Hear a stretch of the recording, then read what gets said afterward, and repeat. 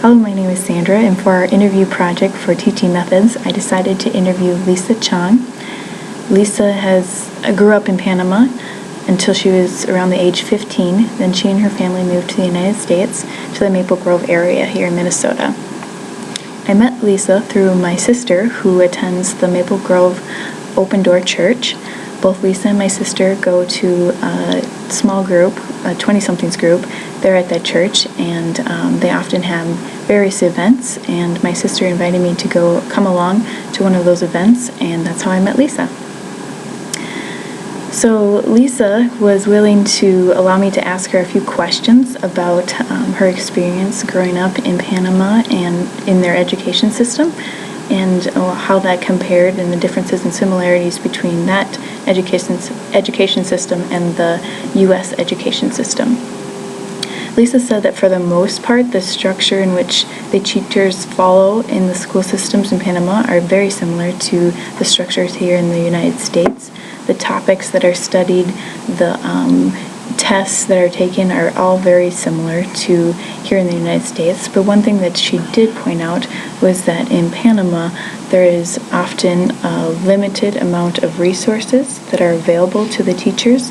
So the way in which they communicate to their students, the teachers often have to be a little more creative than maybe here in the States. For example, when Lisa was learning how to type, she used a typewriter versus a computer or a laptop. Another example would be she used a chalkboard versus a whiteboard or a smartboard. So that's one of the major differences that she saw.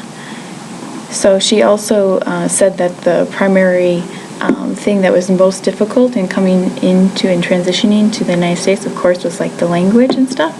And so she gave me some suggestions about how to teach students who come from maybe different cultural backgrounds as my own, but also that these principles can be applied to students that come from a similar background as mine. She said the first thing that a teacher should learn how to do is to really study their students and know who they are teaching. This allows the teacher to implement different strategies and methods in order to communicate effectively with students. It also allows the students to become more eager learners to understand different concepts. The second thing that she suggested is that as a teacher, you should also use visuals because they're very helpful in allowing the students to break down various concepts and ideas, which enables the student to learn and understand various concepts better.